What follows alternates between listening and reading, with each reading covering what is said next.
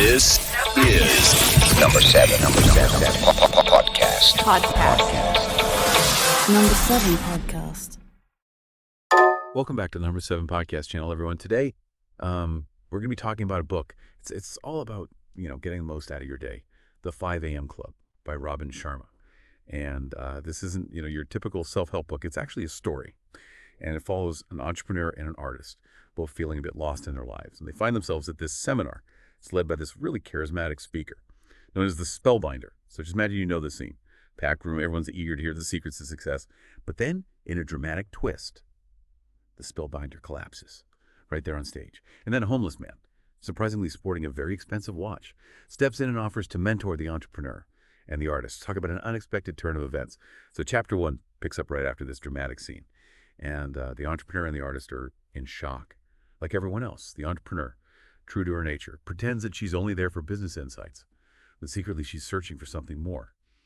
The artist, on the other hand, is a self-proclaimed fan of the Spellbinder, hoping to break free from his own self-sabotaging tendencies. And then there's the homeless man with the luxury watch, observing everyone, dropping these insightful comments that make it clear he's not who he appears to be. The entrepreneur and the artist are instantly intrigued, especially by that watch. So chapter 2 delves deeper into this unusual trio. The homeless man opens up about his own life, sharing stories of hardship and how those experiences ultimately led to growth.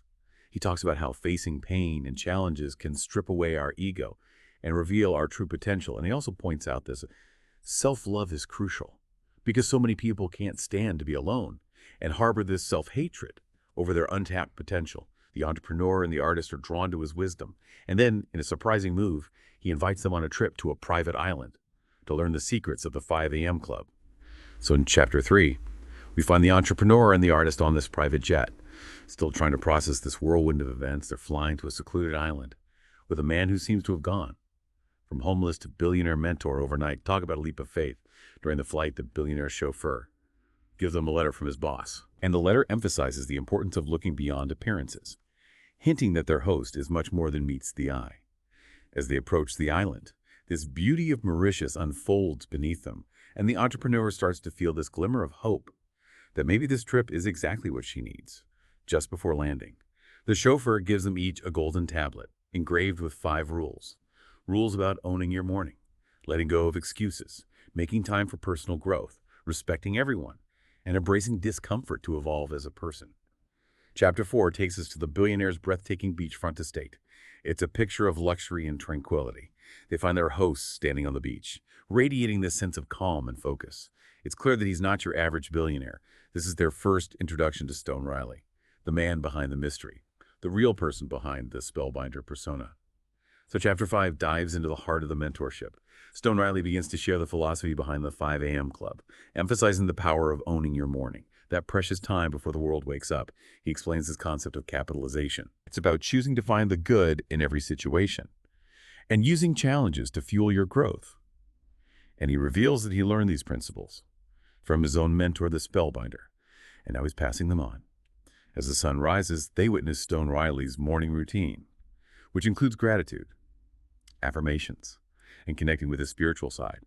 And he stresses the importance of gratitude as an antidote to scarcity and feeling like a victim. And then in a gesture that shows he's already invested in their success, Riley has his team start working on a solution for the entrepreneur's business problem. Now, chapter 6 takes us back in time to reveal what that problem is. The entrepreneur's company is being targeted for a hostile takeover. She's facing threats, feeling immense pressure, and her usual coping mechanisms are failing. Stress is at an all-time high, and she's desperate for a solution. And this is actually what led her to the Spellbinder seminar in the first place. Chapter 7 brings us back to the morning.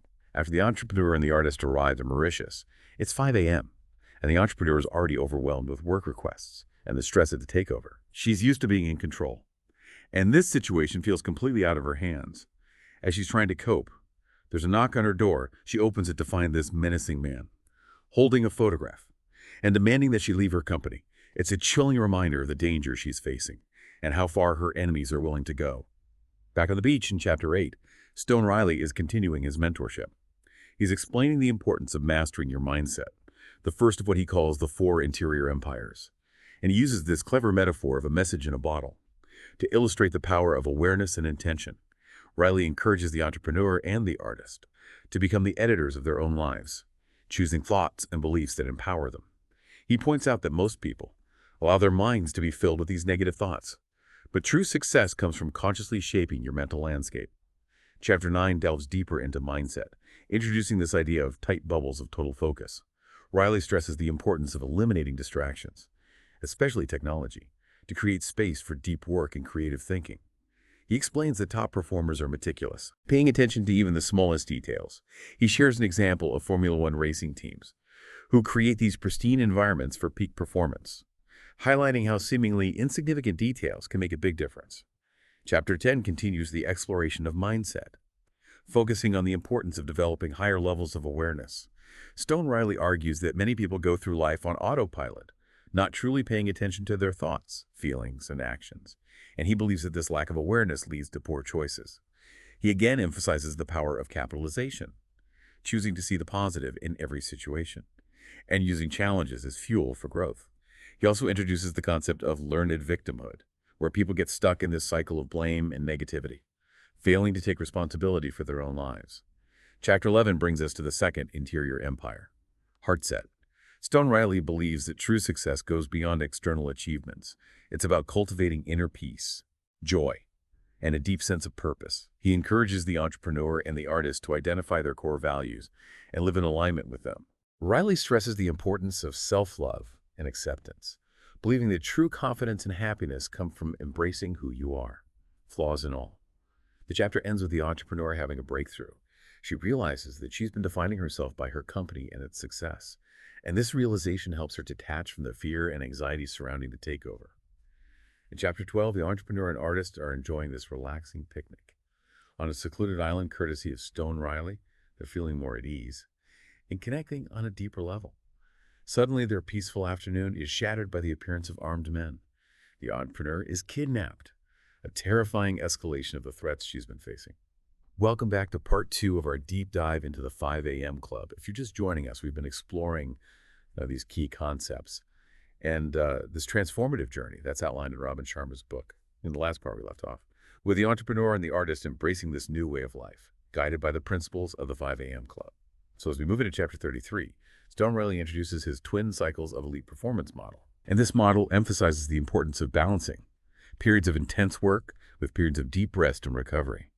Riley explains that constantly operating in this state of stress and exhaustion leads to burnout and diminished performance. So instead, he suggests incorporating these regular cycles of recovery into our lives to actually achieve higher levels of productivity, creativity, and fulfillment. The twin cycles model encourages working in these focused bursts, followed by deliberate periods of relaxation, disconnection, and rejuvenation.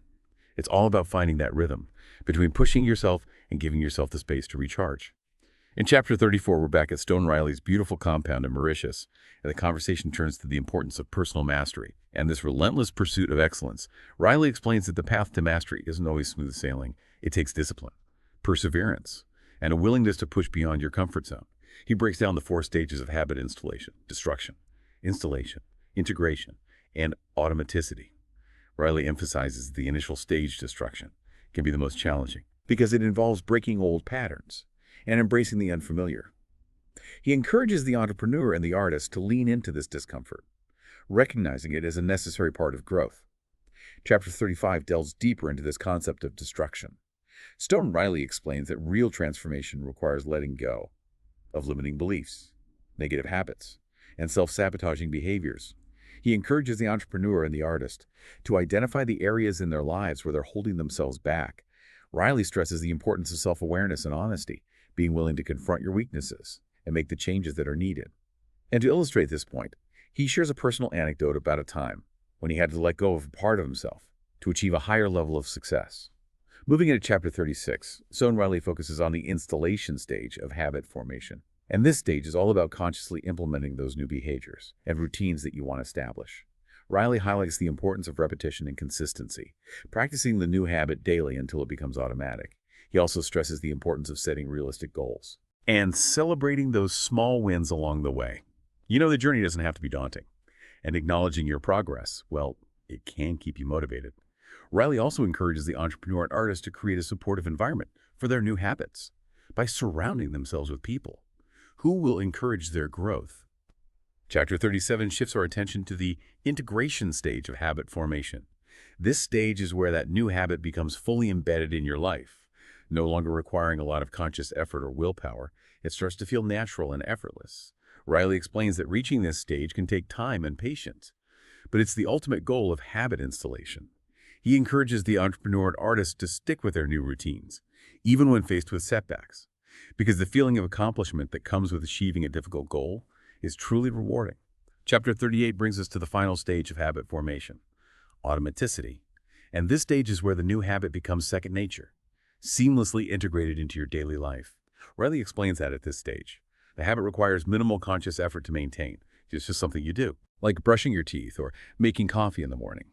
He encourages the entrepreneur and artist to celebrate their achievements, recognizing how far they've come, and acknowledging the power of their own potential. Now, Chapter 39 takes us back to the majestic Taj Mahal, where Stone Riley shares a final important lesson with the entrepreneur and the artist.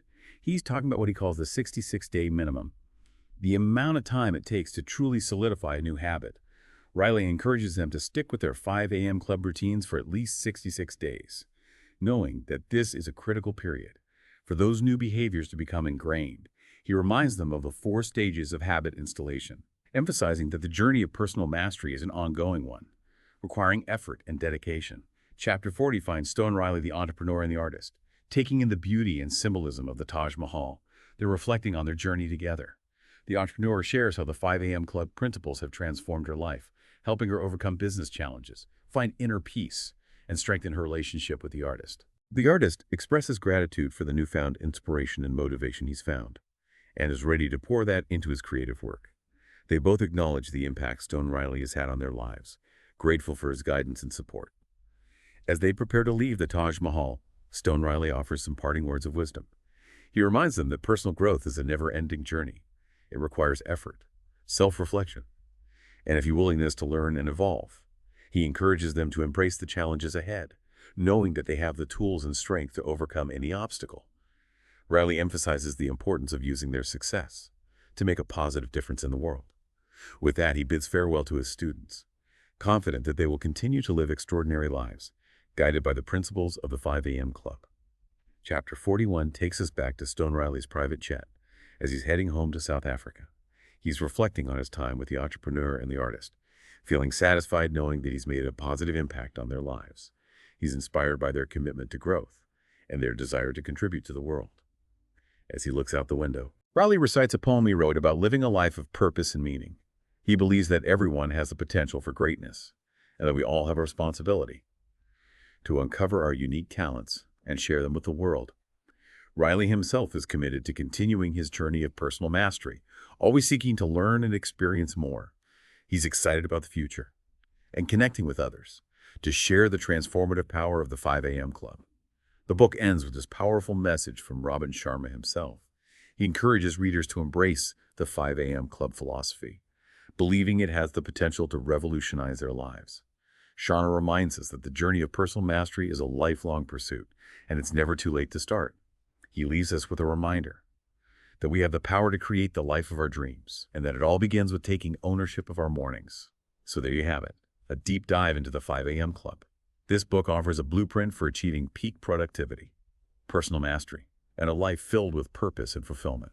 Now, before we wrap up this part, let's recap some of the key methods Robin Sharma outlines to help readers overcome obstacles and achieve success in both their professional and personal lives.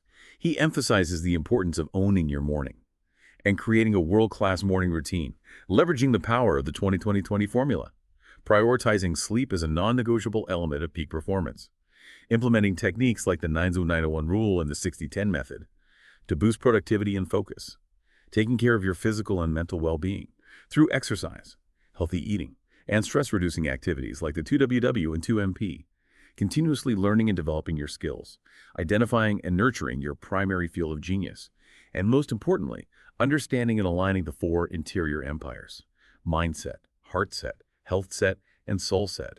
These methods, combined with the wisdom found in the 11 billionaire maxims, provide a roadmap for creating a life that truly inspires you. And that brings us to the end of part 2. Stay tuned for the final part of our exploration of the 5 a.m. Club, where we'll delve into even more valuable insights and discuss how you can apply these principles to your own life. But before we go, don't forget to like, share, and subscribe to the Number 7 Podcast channel for more inspiring content. We'll see you in the next part. Welcome back to the final part of our deep dive into the 5 a.m. Club. We've been on quite a journey, exploring these transformative principles and this inspiring story that Robin Sharma has crafted. In this last part, let's uncover those final gems of wisdom and see how we can apply these powerful concepts to our own lives. So picking up where we left off, Sharma introduces this model. He calls it the heroic human circle in the last chapter. And this model outlines 10 virtues to strive for as individuals, qualities like authenticity, honesty, courage, compassion, respect, and a commitment to excellence. Sharma believes that by cultivating these virtues within ourselves, we can create this ripple effect of positive change in the world around us. It's about becoming the best version of ourselves, not just for our own benefit, but for the betterment of society as a whole. You know the 5 a.m. Club. It isn't just about waking up early. It's about this holistic approach to life. It's about mastering our mindset, optimizing our health, nurturing our hearts, and connecting with our souls. It's about finding that sweet spot where we can operate at our peak, achieving both professional success and personal fulfillment. It's a powerful reminder that we all have the potential for greatness.